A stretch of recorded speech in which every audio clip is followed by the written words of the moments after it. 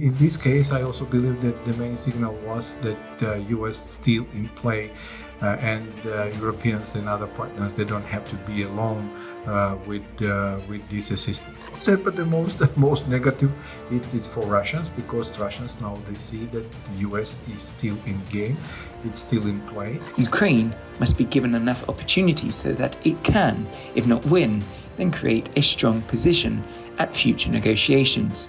We are well aware that any war eventually ends at the negotiating table. Hello and welcome to Ukraine in Flames, a special project by Ukraine Media Centre and NGO Yuriy Lukanov. And I'm your host, Matt Wickham. And in this episode, we discuss aid to Ukraine and the global stability concerns around the wars around the world right now. If you want to learn more about this subject, please continue watching this video. And don't forget to press subscribe to our channel so you don't miss out on any of our videos in the future. Our first guest, Archil Tsintsadze, discusses the importance of stabilizing the front line through the assistance package, which Ukraine so desperately needed for months. He emphasizes the need for stability as the top priority, rather than making plans for a Ukrainian offensive. Let's take a listen. I believe this is the best case scenario to start stabilizing right now, because there are some thoughts and ideas that this assistance package may trigger not only the additional help and assistance from the other partners, but also will give Ukrainians a chance somehow to move forward and then even for the counter-offensive actions. But I believe for the time being, it's much better to stabilize the front line. This is on the one hand. On the other hand, I believe that the package itself not only important because it will give Ukrainians chance to keep on fighting, and it also includes some precise weaponry and then long range weaponry, which will be also the showcase for the other partners to give them the free hand, I would say, to do the same and to give their the weapon systems which might also assist Ukrainians to target the enemy in the deep. The yes and no, it's yes in case that this assistance will trigger the partners as well to provide the additional assistance. At the same time, U.S. signaled basically it's more political for them, rather than this is the amount of assistance the United States gave to Ukrainians, and now we have to compete. Yes, it would be good for them to compete, and best of all, it will be good for Ukrainians them to compete. Who's gonna give more? But in this case, I also believe that the main signal was that U.S. still in play.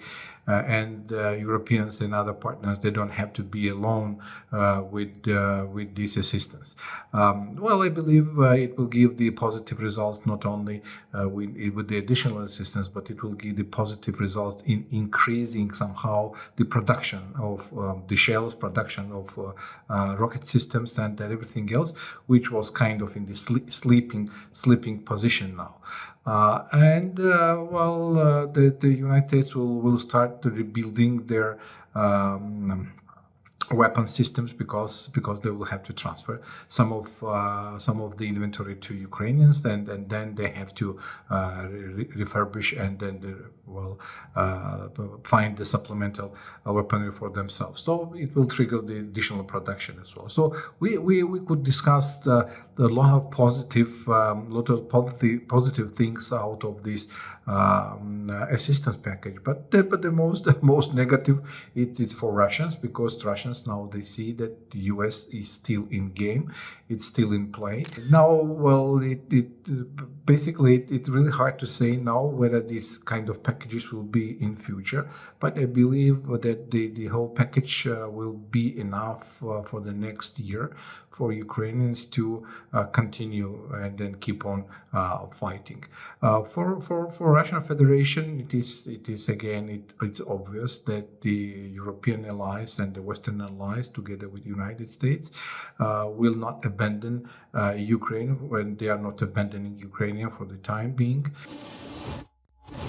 Ihor Stokoz, an expert on international politics, discusses the delay in US aid to Ukraine, blaming Trump and his supporters for causing harm.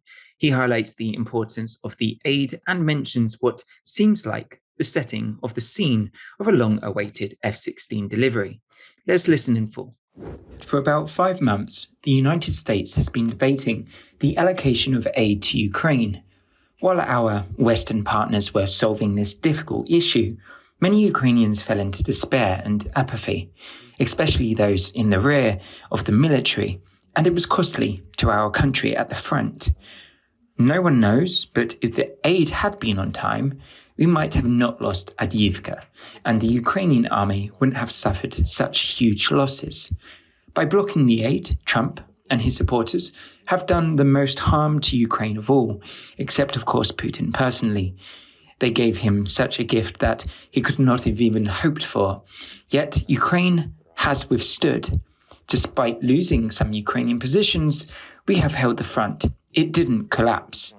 To date, the US aid allows the Ukrainian army to somewhat balance the ratio of firepower. Why? Because due to the shell hunger, the ratio of forces was roughly 1-7, 1-10. Now it won't completely balance it, but it will allow us to respond more confidently to the Russian invaders. It is very important to note that in this aid package, a decision was finally made on ATACMS. Experts say that these weapons were provided even earlier, even before the aid package was signed. This is evidenced by the bombing and destruction of very important targets in Zhangu, a result of which S-400s batteries were destroyed. It is worth noting that this aid looks very optimistic in the sense that it gives us reason to believe that Ukraine will receive F-16s in the near future. If you looked at that list carefully, it includes airfield equipment, aircraft missiles, and other aviation firepower. That is, if these planes were not expected, then of course this expensive equipment, which eats up quite a large part of the funds, would not have been included. This means that F-16s will soon appear in Ukraine. It should also be noted that the provision of this aid and the change in Trump's position is a very powerful signal to European politicians and our European partners that Ukraine must be helped. Ukraine must be given enough opportunities so that it can, if not win, then create a strong position at future negotiations. We are well aware that any war eventually ends at the negotiating table. But here we must understand that the US and Western support can create the conditions when Ukraine will be in a strong position to defend its views. So, of course, despite the fact that the aid has been delayed, it gives us hope and confidence that we are not alone with this enemy, and ultimately Ukraine will achieve the goal that we have set. As General Zelensky said, no matter what happens and no matter how difficult it is, we will no longer be ashamed. Yuriy Lukanov, journalist, writer, expresses gratitude for US's Congress's decision to resume weapons supply to Ukraine, crucial for Ukraine's survival. He argues against US withdrawal from global conflicts, citing risks of global instability, and emphasizes Western support for Ukraine as vital for defeating Russia and restoring peace all around the globe. Let's take a listen. We are very happy that the pause in the United States Congress related to the supply of weapons to Ukraine has finally ended. Fortunately, the Congress voted to help Ukraine, and we are very grateful for this because it's a matter of our survival. Now the supply of Western weapons has resumed, which gives Ukraine more opportunities to win this war.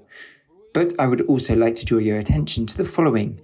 Last year, I visited the United States in April, travelled about 4,000 kilometers, and presented my book, Reporter Volkovsky.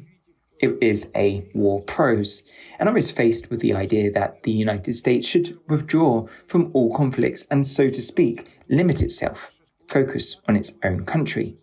This is the wrong approach, I think, because if the United States does this and the United States is the world leader, the democratic world leader, then it will show weakness and encourage dictatorial regimes, terrorist organizations to attack not only the US allies, but the United States itself. Now, the British newspaper The Telegraph published the opinion of an anti-Taliban resistance leader in Afghanistan who claims that the question of a terrorist attack on the United States is not a question of if, but a question of when. He believes that terrorist organizations like Al-Qaeda and ISIS are preparing to attack the United States and are preparing something terrible, like September the 11th, 2001. So, I think it all has to do with the fact that the world is becoming less stable, because the longer this war goes on, the less stable the world becomes and the more likely various dictators, terrorists and others will raise their heads, get bolder and act more and more widely. So it seems to me the United States and other Western partners are interested in Ukraine winning this war and finally defeating Russia to therefore bring peace. I repeat, the longer this war lasts, the less stable the world becomes. Once again, I want to thank the American people for their support, but I want to emphasize you are also interested in this. Thank you, and glory to Ukraine. You've been watching the special project by Ukraine Media Center and NGO Euro-Atlanticos, dedicated to the Russian-Ukrainian war, Ukraine in Flames. In the description under this video, you can find more information on how you can help Ukraine fight Russian aggression. If you find our work useful, please like and share this video. Slava Ukraini!